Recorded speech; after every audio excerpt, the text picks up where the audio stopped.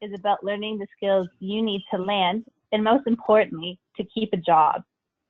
Our speaker today is none other than Jurisic. Steven is a man with an impressive resume, currently the Dean of Miami Art School Toronto. Back in 2001, Steven co-founded the hugely successful agency John Street. On top of this, Steven is an OCAD graduate and has taught many fourth-year portfolio classes there. So he knows a thing or two about becoming job-ready in the world of advertising. Today, Steven will be sharing his insights on life after graduation and managing the transition into the working world.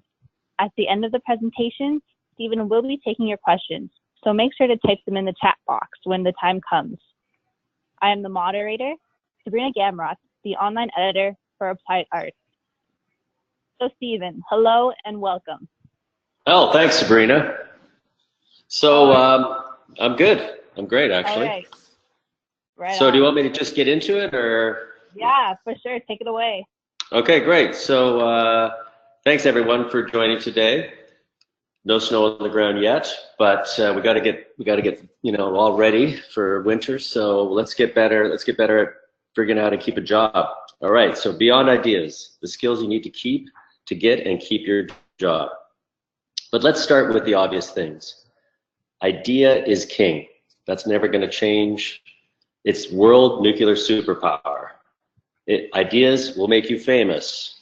Ideas will jack up your salary. Well, actually, great ideas will jack up your salary. But a great good as its execution.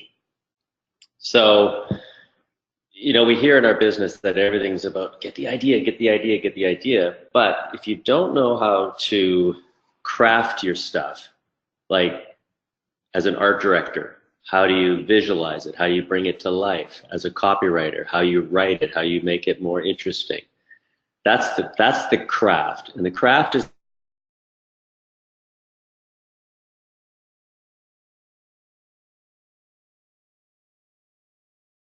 the good people from the great, I'm sure, advertisements and in different sort of media spaces. It's just, man, that's so beautiful, or that's so intuitive. That's the craft.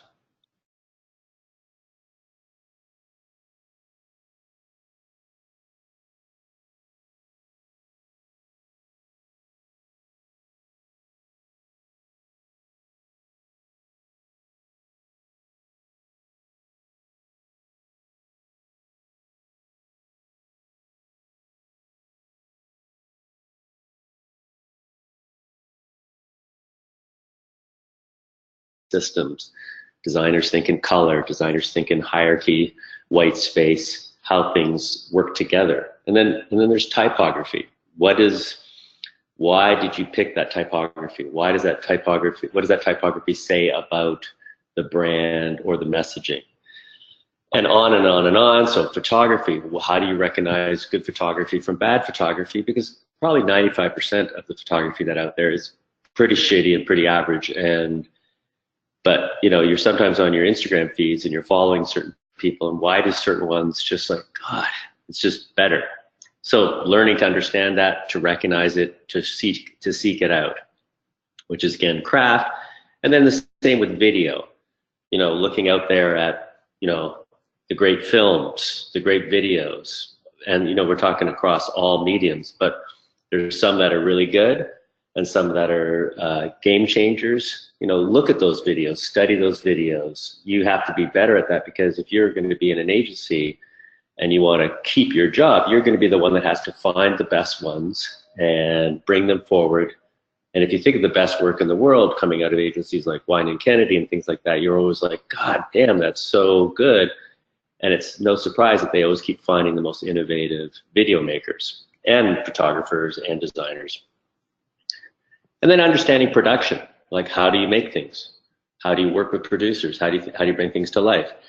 And then on and on to like presentation decks. How do you know how to build a presentation deck? And then et cetera, et cetera. Art directors have a lot of responsibility, and all this stuff is what's the skills you'll need to know to keep your job and also to bring your ideas to life. you need to be a maker. You know, I'd say back in the day, just because I can say that because I'm older, you know, we used to come up with an idea, then I might get a videographer to help make it come to life, or I might get a photographer to shoot it for me. But the reality in agencies nowadays, you need to be able to do it yourself. We're not trying to turn you into a photographer or a videographer, but if you come to an idea, if you bring an idea to your creative director, they need to be able to go, okay, that's cool, but can you just do a little mock-up for me, or can you do a prototype for me so I can show the client and sell the idea? So our culture and today, it's you need to have those skill sets to be able to come up with the ideas and be able to execute them enough for the idea to be understood. So again, copywriters.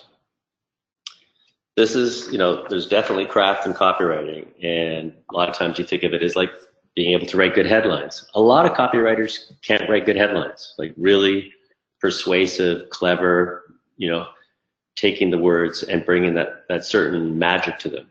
And then, you know, it doesn't sound great, but body copy. Body copy is like journalism. You know, when you read a story, a blog or an article in a magazine, sometimes you go, God, that's such a good paragraph, or that was so compelling. You know, you need to be able to write like that. That's craft. Storytelling. Can you write a story? Can you create a narrative? And then grammar. It's interesting. One of the writers that we tried to hire at John Street back in the day, he ended up going to an agency out west, and we found out that as he was there, the creative director loved him for ideas, but his grammar was awful. So he sent him to grammar school.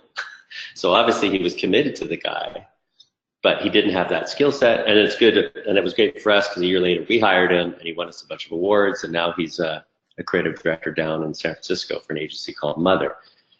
And another side note for copywriters is, I remember I was working on a project at my agency prior to John Street called Ammirati Puris, and we were working on a brand campaign and we were trying to create the voice for it. And this writer was writing sort of it was a full-page newspaper campaign, and we were trying to figure out the tone of voice. And he kept bringing it to the creative director. The creative director said, well, it just feels like you're writing like a copywriter. So then what the creative director did was went home. The next day he brought in some books and said, read these books. When you read these books, listen and hear how the person is writing. He's writing like he's talking to you over a fence. He says, this is what this brand feels like to me. So what I thought was interesting about that is then you have to write in different voices. And as a copywriter, that's really important, because you're going to write, every brand doesn't have the same voice. And if a writer can adapt his or her writing style, they'll just become a much more valuable person to the company. And the different styles will help you with, from working on like an airline business all the way to fast food to a charity. You'll just be much more flexible and much more powerful.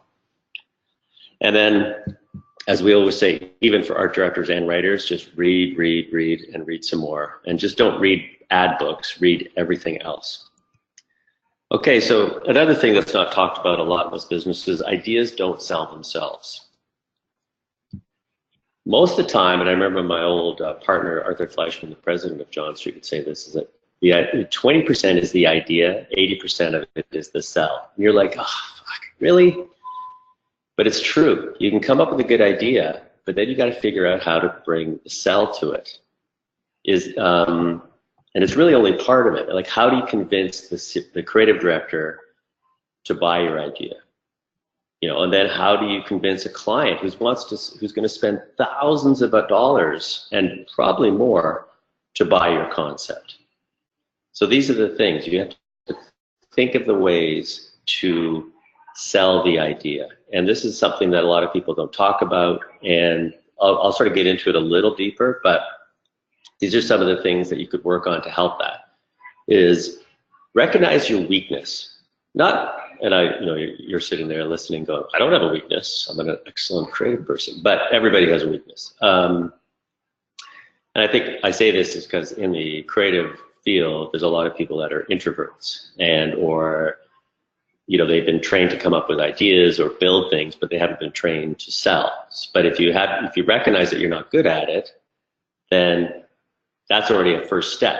So then you go, okay, I'm not really good at public speaking. And I've known a lot of introverts that are incredible salespeople, but they, you know, it's like good actors. They know when to turn it on, to turn it off. They figured out sort of different things in their kind of repertoire to get their work out there. So I think some of the things to do to help this is find a mentor. If you're in a company and you see somebody, a creative director or an associate creative director or whoever, who you feel is really good at presenting or that kind of stuff, tap into that person, learn from that person. I think asking for help is really important. There might be someone who's built really great decks for presentations. Get copies of those decks, and if the creative director loves those decks, and or the clients do, you can use those as a reference point, and all of a sudden you're becoming better at sales. You're bringing the stuff to life. Versus just trying to figure it out yourself. Get out there, ask for help. And I think any creative director out there would love if you approach them and say, you know what, I'm a little shy. Can you give me some techniques on how to be better at it? And of course they're going to go. If they value your talent, they're going to help you. And this is another one, and this is especially good for people that are not used to doing this, is rehearse. Like, know your stuff inside and out. This helps you when you're in a situation where, you know, you have to present a big, you know, integrated campaign or anything, and if you know the work inside out because you've rehearsed, then you're prepared for any kind of questions that might come from a client. And those are, you know, when you know what you're talking about from the creative side, and you don't have to be sort of, and if you've rehearsed, you don't have to go, oh geez, I'm nervous about that. You know that part, and you can be able to answer questions. And this is an interesting thing, is when you're in this stage of learning and rehearsing, you can learn about other people's styles. Like, you can learn from your creative director's style. What style do they have? Either you want to borrow from it, or it helps you know how to sell them because they have a certain type of personalities. Same with the account person. You know, they have everybody's got a certain way of reading creative. The more you get to know what they like or don't like, you'll probably be more successful selling to them.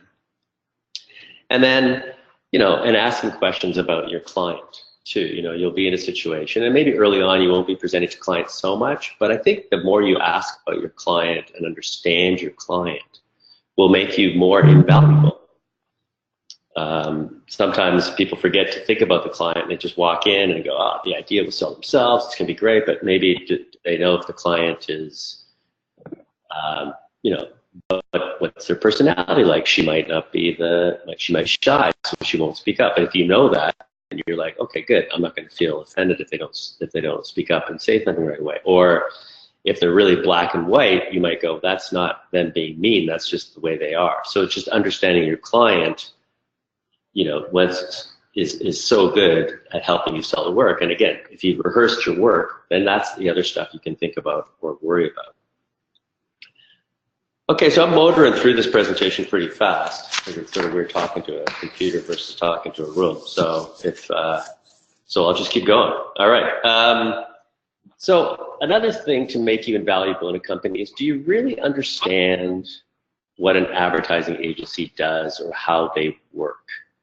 I remember walking into an advertising agency. I got my job as a junior art director, and I was like, I don't know. You know, I know how to make ads, sort of, and things like that. And I was lucky enough to have someone sort of mentor me and take me through the company and kind of teach me all the roles. And I think this is, again, you know, when you come into the business, you know, we do it here at the Miami Ad School when you have quarter away where you get to work in other agencies, but not everybody has that opportunity. So I'm just going to give you a little sort of lay of the land on what these roles are and how important they are.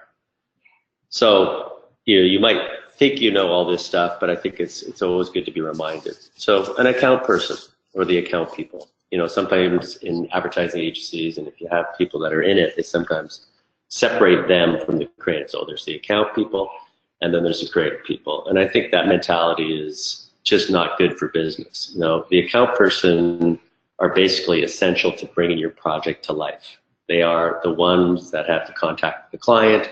They're the ones that are in charge of the budgets. They're the buffer. So I think your role is to respect this role and foster this relationship. So think about it. If you have an account person on your team and they know what kind of work you're doing and you're building a relationship with them, when you go to sell that work to the client, they're going to be on your side. So I would always recommend when you get into a company, you don't have to be friends with all the account people, but you know, understand what they do, respect what they do, maybe befriend some of them, because it'll just make you more an integral part of the team and part of the culture. And again, back to the whole talk, you keep your job if you're a team player, for sure. So strategy department, I mean, these people are the insight miners. They'll find the nuggets that will make your ideas more powerful. I mean, they are the ones learning about the consumer. They are the ones that are analyzing trends and culture and coming up with hopefully those briefs for you, which you would do collectively with them to, you know, hopefully drive your work forward. You know, stay close to these people, get really tight with them. Great strategy and creative together is unstoppable. You know, we had strategy at the forefront of John Street from day one, and I think we were very lucky it wasn't sort of an afterthought, it was just part of the way we do business. Okay, production. See, we don't talk about this stuff enough, but producers are the people who will bring your ideas to life. They will help you find the right director, photographer, illustrator, music house. You know, you go in and you have these ideas, and then all of a sudden you go, geez, how do I get them made? So, and they also understand budgets. And this is the stuff you need to learn, because I think of people in school, they, you know, they come up with these great integrated campaigns or this or that, and they really have no idea. We don't want to limit their thinking and start talking about budgets. But the reality is, you go into a company, you got to learn what things cost, and this is where producers help jump in. I mean, get to know a producer. Look at some TV spots, look at some integrated campaigns, look at some stunts, and talk to your producers and go, well, how much did that cost? How did you guys bring that to life?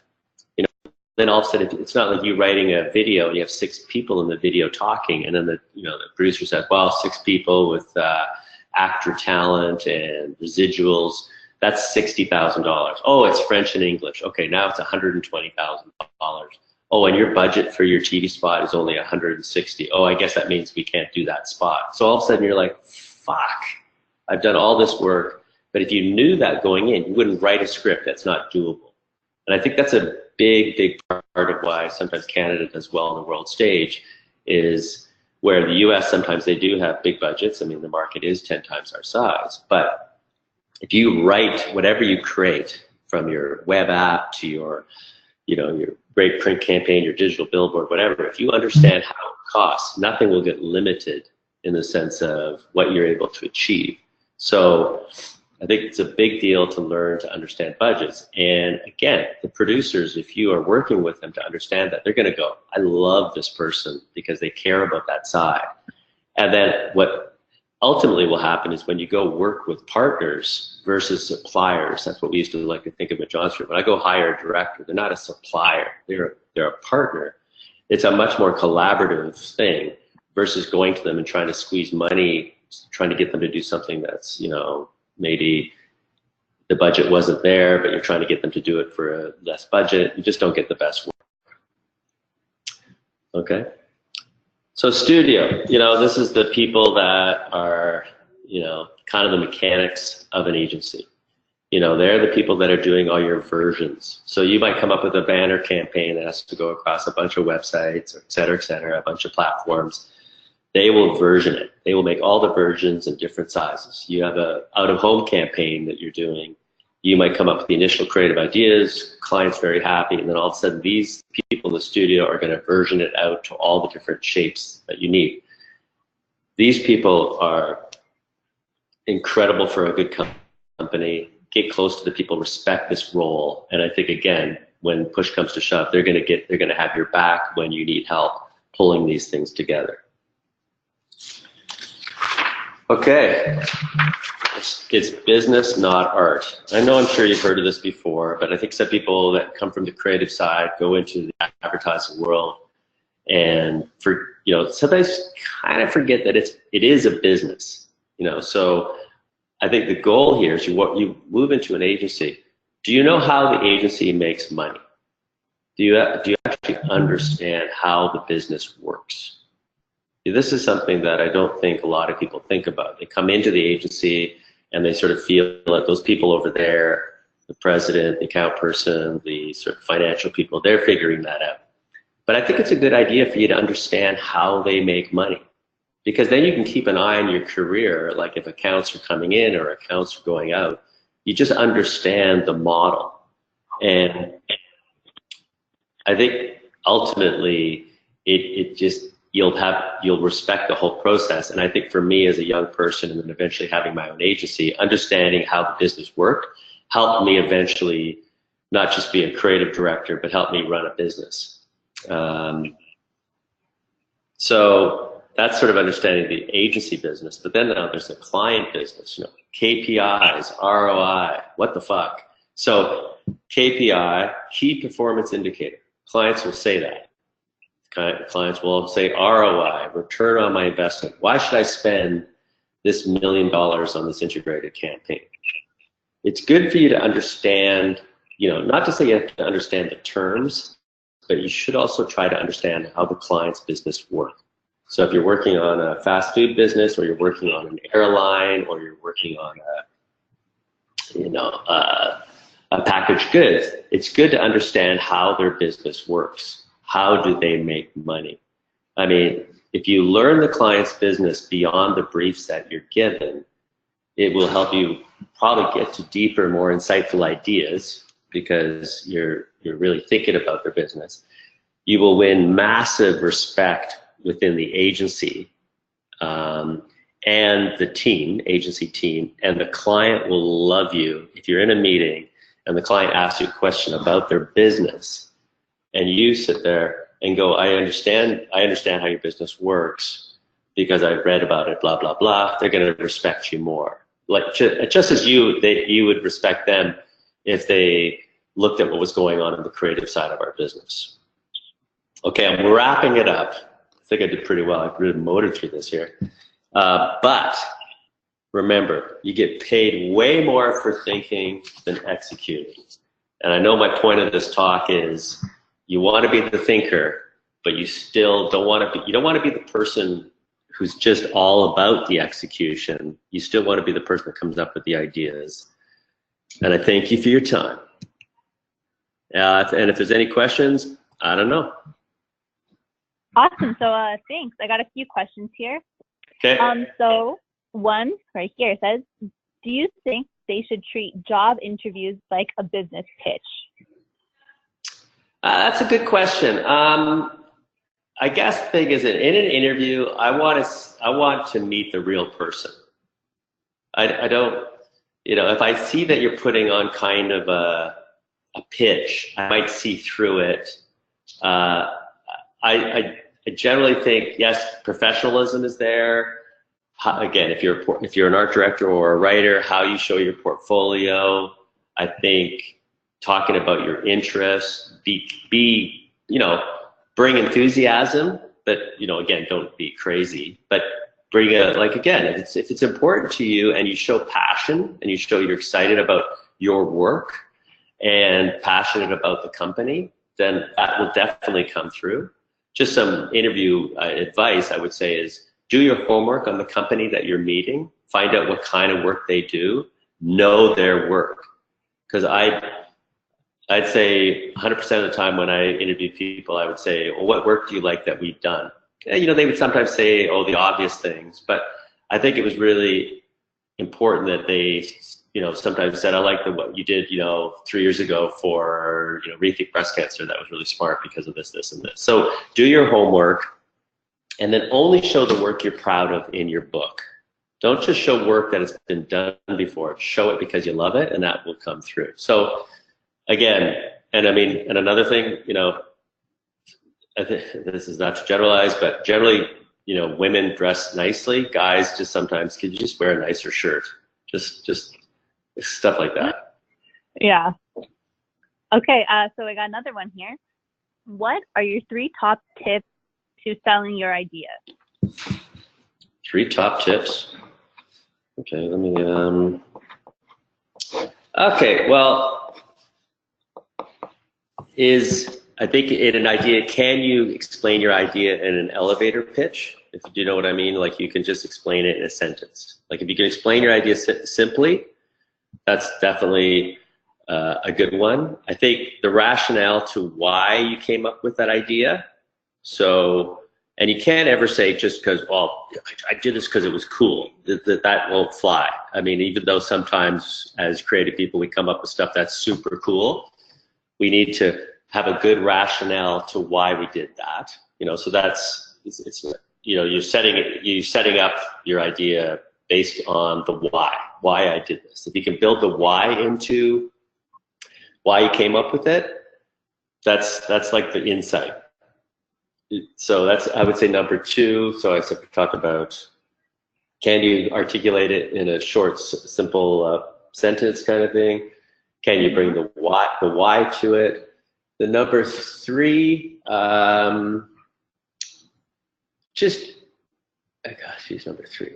I'm just trying to think if I was in a presentation, what are the 3, if there was 3 things. I mean, it's usually tons of stuff, but I think the third thing is if again, it doesn't always just fall on the creative people. If the account, the strategy, and everybody is aligned, that's usually something that has to be bought in before you walk in the room. Just make sure that's an internal play, but I think clients will feel like if it's a united force going in versus like this is the creative guys presenting an idea and the account person's just managing it. If everybody feels like they're on board, I think that's really important. Right. Okay. So another question we have that's kind of going off that is it safe to say that you should know or become friendly with all different parts of the agency, that we should see these people as our allies and that they can help us? Oh, definitely. Everybody in the agency should be, I know it sounds like utopia, but it also makes for a better culture if you're all working together. Yeah, I think, you know, making friends, yeah, I don't know. I mean, I think at John Street, I don't know if I was friends with everybody, but we did have a culture of respect. I would definitely get to know everybody and respect their roles and respect what they go through. So from an account person's point of view, you know, you go in and present the work, you walk away, you know, maybe it's a good meeting, maybe it's not a good meeting, who knows, it can go both ways, or it's somewhere in the middle. The client is then going to be calling that account person and just, you know, talking, and that account person will be fighting on your behalf. And sometimes I don't think that's really shared that enough with creatives, at how much account people are going to bat for you. So that's, again, building those relationships. And again, with the producer, if you know that you got their back when, you know, a creative director says, oh my God, why can't we do this for the budget? He said, well, I did talk to them. So I think it's a good idea to create the family atmosphere, but also just create an atmosphere of team. You know, think of good sports teams. You know, the best ones are the ones where they're all working together versus a couple stars. Right. Okay. So I got one more here. So how do you recover after a bad meeting where your pitch didn't sell? Usually drinking. I drink a lot. So after the hangover, I usually tend to go bowling. No, just kidding. Okay, so I mean, it is only advertising. It hurts. I think that's you.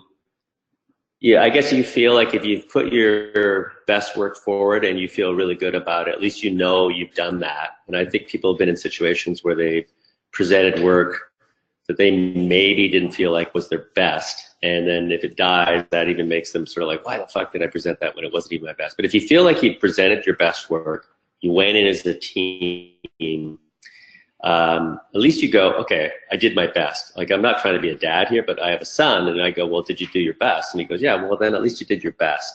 And then I think you got to move on. I mean, this is only, like what I said earlier, this is only advertising. There'll be other ideas.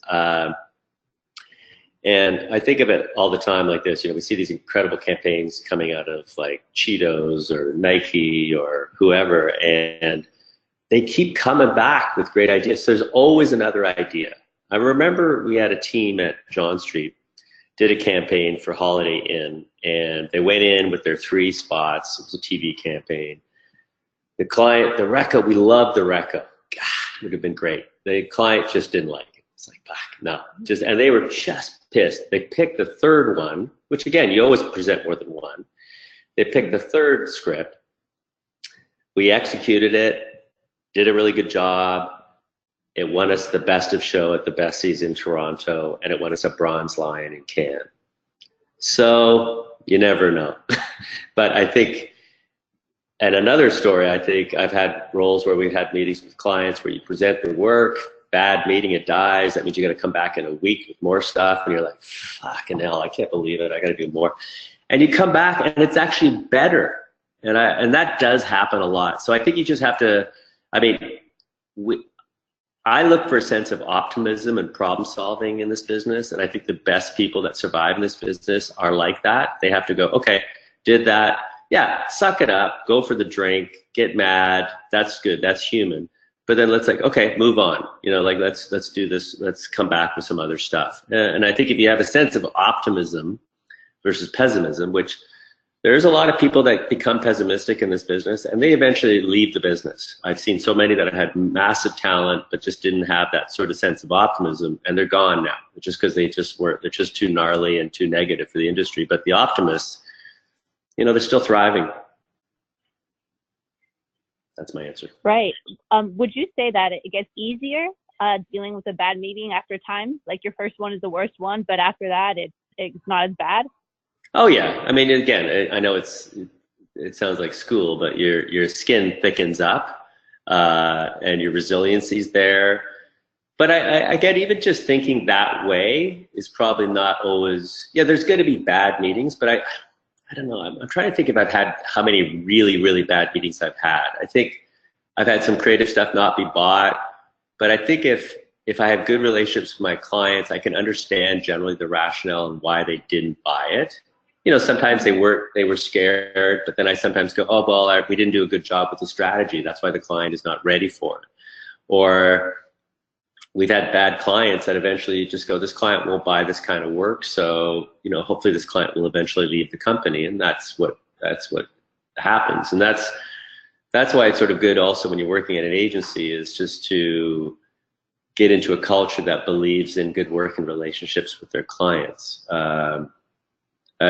And I think the best ones, they have good relationships with their clients. And then if a client is telling you, you know, why they don't like stuff, then you respect that versus being all down. So you do toughen up, but it is a process. Right. Okay. And I think this is our final question here. This is more kind of like a transitioning from school to work. Yeah. So here we go. What I liked about school was that I got to create what I wanted. Now I'm nervous about losing that sort of free will in a new job. Do you have any advice? Yeah, I know it's a reality. We've had a few of our students talk to us here about that too. They go, God, it's not like school. Yeah. Yeah, I know. School is a bit of utopia, right? You get to come up with crazy ideas. You don't have a lot of clients. Well, you don't have clients. You might have some, but you don't have the research. You don't have any limitations put on your work.